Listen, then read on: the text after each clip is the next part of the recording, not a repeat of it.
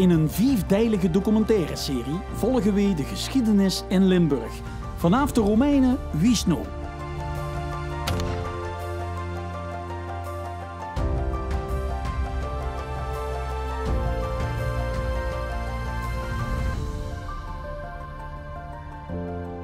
Dit is Limburg in de wereld. Dik 2000 jaar historie vol met spannende verhalen en gebeurtenissen. Hey, begon eigenlijk de geschiedenis van Limburg, wie lang de wereld ook al bestond of er. Want Julius Caesar was de eerste die schreef over deze regio. Dat bracht ons in 3 afleveringen eeuwen vooruit. Wie staat we zijn aanbeland binnen tijd die we al kennen van foto's en films. Juist, dit is heel goed gedocumenteerd. Dus er staat helemaal meer informatie op de tijdlijn. We zijn nu in wat we noemen de lange 19e eeuw. Het begint met de komst van de Fransen, even voor 1800. En het gaat door tot de Eerste Wereldoorlog, even na 1900. Dus gaat meer eens in een eeuw komt u aan de orde. En het past allemaal? Dat moet allemaal op een half beurtje. Ja. Die wandeling was steeds steviger. Ja, we hebben ook wel achter de rug.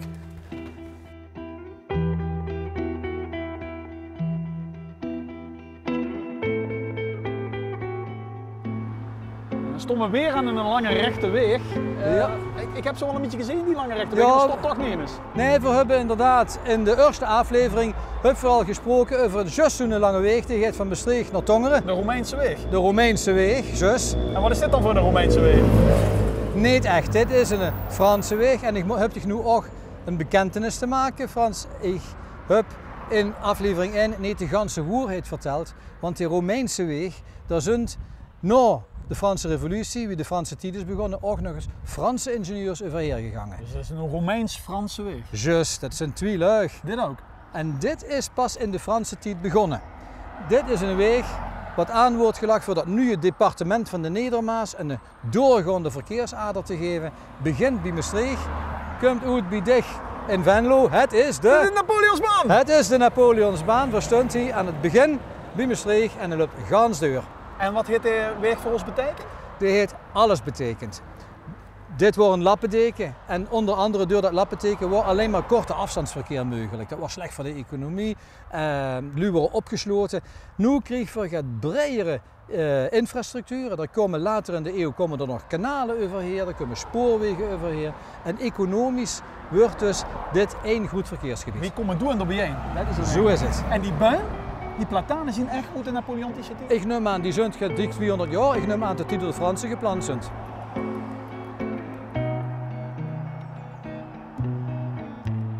Ja, Joep, daar zijn zoveel jaartallen opgeschreven, maar een ontbreekt 1789, de Franse Revolutie. Ja, misschien is het belangrijkste jaartal van allemaal. Maar in 1789 wordt het nog binnen Parijs. Pas een paar jaar later zijn de Fransen deze kant uitgekomen. De legers van de ene ondeelbare Franse Republiek. En wat brachten die ons behalve vrijheid, gelijkheid en broederschap?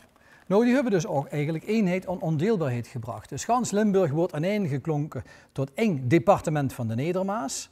En daarbij huurde dan ook dat alle Limburgers burgers worden van die Franse Republiek. Burgerrechten houden onder de Franse wetgeving, onder een Franse grondwet en onder de Franse verklaring van de rechten van de mens en de burger. Ja. Dat wil het zeggen. Dat wil ook het zeggen op bijvoorbeeld het terrein van de bestraffingen. Zaken wie doodstraffen, die worden niet langer op middeleeuwse wijze te doen. Ja, verschrikkelijke dingen wie radbraken en brandstapels, dat was weg. Nu wordt het op een medische, heldere, zuivere, hygiënische manier via de guillotine. Fijn, de guillotine, centimeters hebben we aan de Fransen te danken. En het feit dat we geen lappendeken meer zien. Dat we eigenlijk echt door ons tijd Limburg. Ja, nu is Limburg begint de vorm te krijgen wat het nu nog heet. Het wordt eigenlijk zo'n beetje de beide Limburgen, België en Hollands.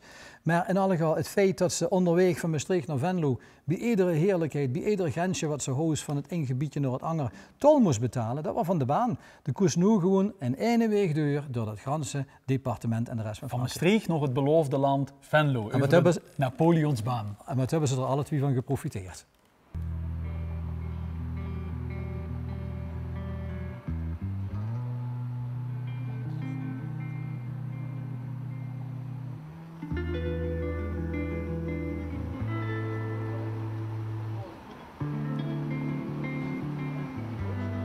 De modernisering van Limburg, wat begonnen is met de Fransen en met de Napoleonsbaan, heeft eigenlijk de ganse 19e eeuw lang aangehouden en is hand in hand gegaan met de industrialisering.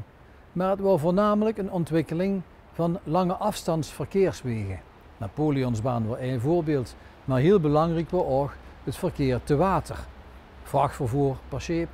In 1825 heeft koning Willem I een begin gemaakt met de Zuid-Willemsvaart. Een belangrijke waterweg van Maastricht naar het noorden van het land, wat hier de bassin bij Maastricht binnenkomt. En de ontwikkeling is de ganse eeuw blijven doorgaan en dat is belangrijk voor te bedenken, want de eeuw is doorbroken door heel veel revoluties. Limburgs is Belgisch geworden, terug Nederlands geworden, van het een het ander. Maar de uitbouw van het verkeerswegennet is de ganse eeuw lang doorgegaan samen met de industrialisering. In het midden van de eeuw is ook het kanaal van Luc naar Maastricht afgekomen. Die twee kanalen zijn hier in dit bassin bijeengekomen. En rond die tijd wordt ook de eerste spoorlijn van Limburg aangelegd van Maastricht naar Aken. Dus evenveel verbindingen naar het buitenland als naar de rest van Nederland.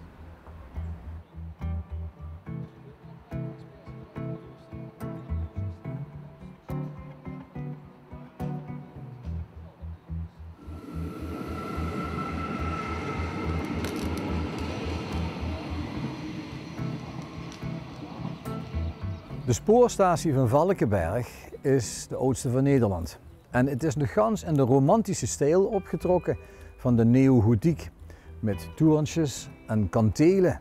En dus zo is eigenlijk gaat heel erg middeleeuws die verwachten wie Floris of Ivanhoe, ridders en middeleeuwen. Maar het wordt helemaal voor de moderne techniek, de nieuwe vervoerstechnologie van de spoorwegen. De eerste spoorwegen in Limburg liepen eigenlijk naar het buitenland, naar Aken, van Maastricht naar Luc en van Venlo naar Viersen. Dat wordt tot in de jaren 1860 het geval. En daarna pas zijn de verbindingen met Nijmegen en met Eindhoven en de rest van Nederland tot stand gekomen. Dus de verbindingen van Limburg waren tot diep in de 19e eeuw sterker met België en met Duitsland als met Nederland. Maar later, op het eind van de 19e eeuw, wordt het wel gemakkelijk voor Valkenberg voor de bereikbaarheid tot ze hier in statie houden. En dat geeft aan tot een nieuwe economische factor begonnen op te komen, wat voor Limburg heel belangrijk zou worden, het toerisme.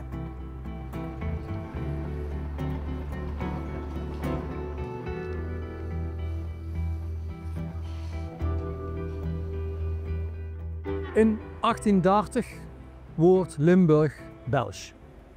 Juist wie Henegouwen, Vlaanderen, Antwerpen, de ganse zuidelijke Nederlanden. En dat was gans Limburg. Alle twee de helft van die provincie wordt allewiel Belgisch-Limburg en Nederlands-Limburg is geworden. Opnieuw, alweer, wordt de positie van Maastricht in een struikelblok. Die positie aan de Maas, de strategische plek, voor Willem I, koning van Nederland, wordt een absolute noodzaak voor deze stad te behouden voor Nederland. Er was hier een sterk garnizoen en Maastricht is dus niet metgegaan met de rest van Limburg en de rest van de zuidelijke Nederlanden. Wat volgde was nog niet echt een belegering, maar het van een blokkade. Van 1830 tot 1839 was Maastricht een eilandje door Nederland beheerst op Belgisch gebied. Er kwam dus een eind aan wie Nederland in 1839 de onafhankelijkheid van België erkende. Dat was een deal. Wie die deal huurde, tot Belgisch neutraal zou moeten blijven. En daarbij huurde ook dat Maastricht verbonden zou moeten blijven met de rest van Nederland door een strook gebied ten oosten van de Maas. En dat is wat nu Nederlands-Limburg is geworden. Bij die deal hong nog van alles aan vast. Nederlands-Limburg kreeg ook de status van een hertogdom.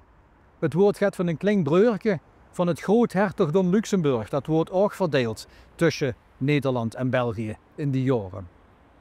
En die twee, het hertogdom Limburg en het groot hertogdom Luxemburg, waren ook leden van de Duitse Bond. Verschrikkelijk gecompliceerd allemaal. Maar nog in 1848 hebben Limburgse politici geprobeerd voor dat lidmaatschap van de Duitse Bond te gebruiken voor in de revoluties van dat jaar zich van Nederland los te maken. Maakte niet uit. Belgisch, Duits, alles lever als Hollands. De Maastrichtenaren vonden het verschrikkelijk dat ze bij de noordelijke Nederlanden moesten blijven en niet langer bij België mochten blijven. De garnizoenscommandant, de heer Dibbets, wordt door de dankbare koning Willem I in de adelstand verheven, die wordt baron. En hij kreeg ook van Willem I een grafmonument aangeboden. Dat lag oorspronkelijk bij de Hoge Fronten. De Maastrichtenaren maakten er een gewoonte van op zondag na de hoogmis, op de zondagse wandeling, even tegen het monument te urineren. Het wordt een pispaal. En om te rijden hebben ze na 1918, in de jaren 20, dit monument naar een soort safe space gegeven. En het is verplaatst naar wat nu de Tapijnkazerne heet.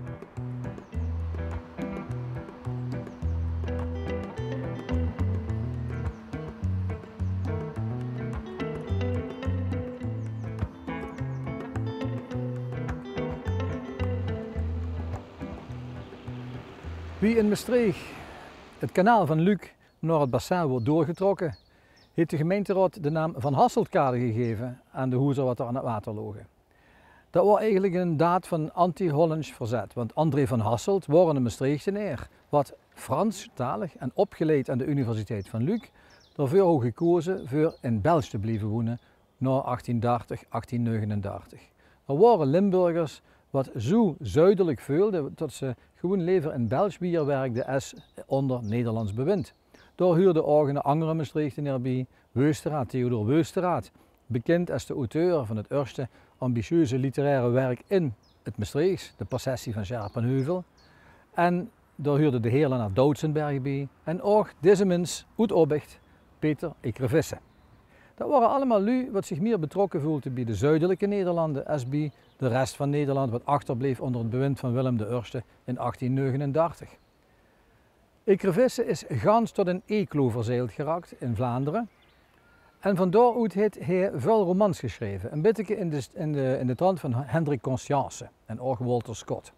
En die romans die speelden allemaal in zijn streek van herkomst. Het Meilief van Geleen, de Drossaard Klerks, de Bokkenrijders in het land van Valkenburg, de Nicht uit de Kempen, het was een beetje een heimatgevoel. Ecrevisse is eigenlijk de schrijver wat voor het Vlaams publiek Limburg romantisch heeft gemaakt. Het VVV-gevoel, het romantische Limburg-gevoel, hebben generaties na Ecrevisse van hem overgenomen. Felix Rutte, Marie Koenen, eigenlijk zo ze de lijn kunnen doortrekken tot Jo Erens, G. Reinders en Lex Uiting. Het zuur gevoel heb we eigenlijk aan deze Obichtenaren te danken.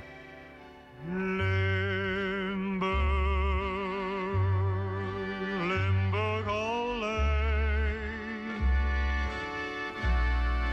doch het niks boven. Wij ook erg inspeelden op dat romantische Limburg-gevoel, dat was de katholieke kerk. Bij de inrichting van de bisdommen in Nederland in 1853 kreeg Limburg, omdat het zijn aparte status als hertogdom had, een eigen bisdom, het bisdom Remun, wat nu opgericht wordt in die jaren. En dat bisdom Remun heeft veel gedaan voor een soort pan-Limburgse eenheid te smeden, van Vals tot Mook. Van noord tot zuid kregen jongens wat goed door te leren op Rolduc of op de bisschoppelijke colleges van Remun en later van Sittard hun opleiding. En als priesters afstudeerden van het goed seminarie, dan worden ze geplaatst als dorpspastoors, ook weer van Vals tot Mook door de ganse provincie. Dus dit provinciewoord gaat aaneengeklonken. Het wordt een homogene bisschoppelijke massa katholicisme. Dat wordt binnen de grenzen heel intiem en knus en romantisch. Buiten de grenzen wordt het katholicisme veel meer omstreden. In Duitsland bijvoorbeeld woedde de cultuurkamp en daarmee zijn veel Duitse kloosterorders, wie de Benedictijnen in Mamelis en de Franciscanen in Waterslede bij Sittard, over de grens hier in Limburg zich komen vestigen en hebben ook in het onderwijs metgedraaid. Maar binnen Limburg wordt het allemaal veel knusser en wordt er een sterk wijgevoel binnen een grote boze wereld. Wie kreeg dat vorm hier in de dorpen en in de boetewieken, Kitty? Nou, die pastoors en kapleuns, die worden nogal traditionalistisch, holen van tradities. Maar helemaal in de geest van de katholieke leren gedrogen ze zich wie herders van een kudde. Jeder boezewijk, jeder dorp houdt een eigen kerk. En je moet zich voorstellen dat eigenlijk tot in de haarvaten van de maatschappij het katholiek ingekleurd wordt. Dat wordt het onderwijs, dat wordt ook de zorg en ook de vrije tijd. Jonglui, met name manslui, die moeten toch een beetje gestimuleerd om lid te worden van een verein.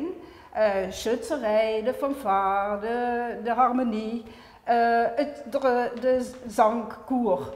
Vaak gesticht van hoes door pastoor, door plaatselijke kaploon. En jongen zichzelf respecterende verein komt ook een geestelijk adviseur, zo wie men dat zo schön zegt. Ja, en met die beginletters RK, alles van RK. Van noemen dat het rijke Roomse leven. En eigenlijk wordt de grote vormgever van het rijke Roomse leven Pierre Cuypers. Verstond hij in het Cuypershuis in Remung. En zijn stijl van bouwen wordt neogotiek. Dus ook in die bouwstijl zussen al eigenlijk een hang naar tradities, naar het traditionalisme. De kunst van de middeleeuwen, wie de ambachten nog de ambachten waren, die Cuypers, die wil die gotiek terugbrengen. En heel veel kerkgebouwen in Limburg, waarvan we denken dat is echt middeleeuws, die zijn door de hang van Pierre Cuypers gegaan. En die heeft die gotische en die Romaanse vormgeving nog eens stevig aangedikt voor dat traditionalisme, hoe katholicisme en Limburg eigenlijk twee hang op ingebogen worden.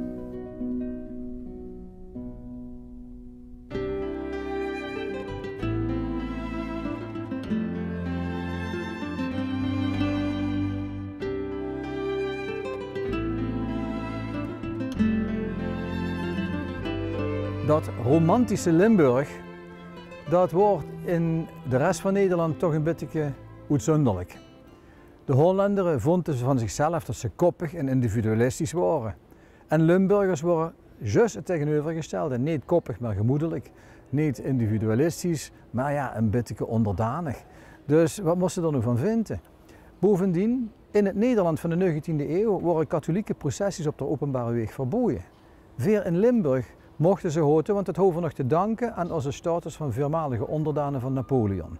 Dus ook dat woord van Noord-Nederland gaat onwennig beloord. Limburg wordt toch zo wie een beetje buitenland. Uiteindelijk wordt dat ook wel aantrekkelijk. Verkroegen reizigers hier wat voetwandelingen gingen maken, wat het landschap waardeerden, het heuvellandschap en ook de kasteelruïnes en de middeleeuwse kerken. En stilletjes aan begoes Limburg als een beetje buitenland ook een toeristenbestemming te worden. Valkenburg met zijn oudste statie van Nederland, waar ook de plaats hoe de eerste VVV van Nederland is opgericht, al in 1885. En het toerisme is dus heel vroeg begonnen in dit stukje van Nederland en daarmee ook een verdienmodel geworden. Het gekke was dat het traditionele Limburg in rap tempo aan het moderniseren was. Spoorlijnen, kanalen worden aangelegd, de middeleeuwse stadspoorten van Maastricht worden in de jaren 1860 gesloopt, want de stad had behoefte aan frisse lucht en vlotte verkeer. Maastricht was de eerste industriestad van Nederland met aardewerk van Petrus Rigoux en de ceramiek. En voor de arbeiders in de Maastrichtse aardewerkindustrie was van romantiek of frisse lucht en sproken.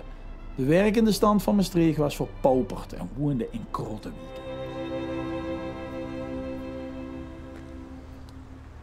In de vroege industrie, de aardewerkindustrie in Maastricht, waren de arbeidsomstandigheden bar en boos. Toen ergens rond 1900 de mijnbouw uit de startblokken kwam, heeft men van de fouten geleerd. En eigenlijk is de Limburgse mijnbouw behoorlijk modern en zorgzaam geweest. Leen Roels, we staan in het Mijnmuseum. Ja. Hoe modern was de mijnbouw in de arbeidsomstandigheden? Nou ja, men had natuurlijk inderdaad geleerd van wat er in de omliggende landen aan de hand was. De Nederlandse mijnbouw was vrij recent, uitgezonderd de Domaniale mijn. En men kon eigenlijk bekijken wat een goede strategie was om die arbeiders aan de mijn te binden. En een manier om dat te verwezenlijken was om goede arbeidsomstandigheden en goede voorzieningen te gaan voorzien. Maar ze wilden wel een zekere controle over de arbeiders houden. Hè? Het ging toch wel een beetje paternalistisch, geloof ik. Ja, men had natuurlijk inderdaad gezien dat dat een goede strategie was. Men wou natuurlijk ook bepaalde negatieve invloeden die men zag dat er in de omringende landen of mijnbouwgebieden aan de hand waren, die wou men een beetje weren. En men dacht als wij degene zijn die die voorzieningen hebben, dan hebben we daar ook wat meer controle over. Ja. En het vrije tijdsleven kreeg dan ook met name op parochieniveau en op rectoraatsniveau vorm onder katholieke paraplu. Ja, de kerk had een dikke vinger in de pap. Zij zorgde voor heel veel voorzieningen. Ze hadden een rol te spelen in de woningbouw. Er kwam een enorme groep mensen naar hier om in die mijn te gaan werken. Dus er was voldoende goede woningbouw was er nodig. Men had de woningwet, maar zeker de katholieke kerk heeft heel veel op dat vlak ook betekend. Maar er werden ook scholen gebouwd, ziekenhuizen, allerlei voorzieningen. En de mijnen zelf hadden natuurlijk ook heel veel zaken die zij voorzagen. Men had bijvoorbeeld het Fonds Sociale Instellingen van de Staatsmijnen, die eigenlijk al heel snel alle culturele activiteiten een enorme impuls gaan geven. Zoals bijvoorbeeld mijnfanfares. Ja, zij gingen bijvoorbeeld de instrumenten betalen of de mijnwerkers die kregen vrij om te repeteren en van die dingen. Dus op die manier ontstond eigenlijk een heel hecht weefsel van allerlei goede voorzieningen. Wat dat eigenlijk zorgde dat die mijnwerker toch goed gebonden was aan de regio en aan de mijn.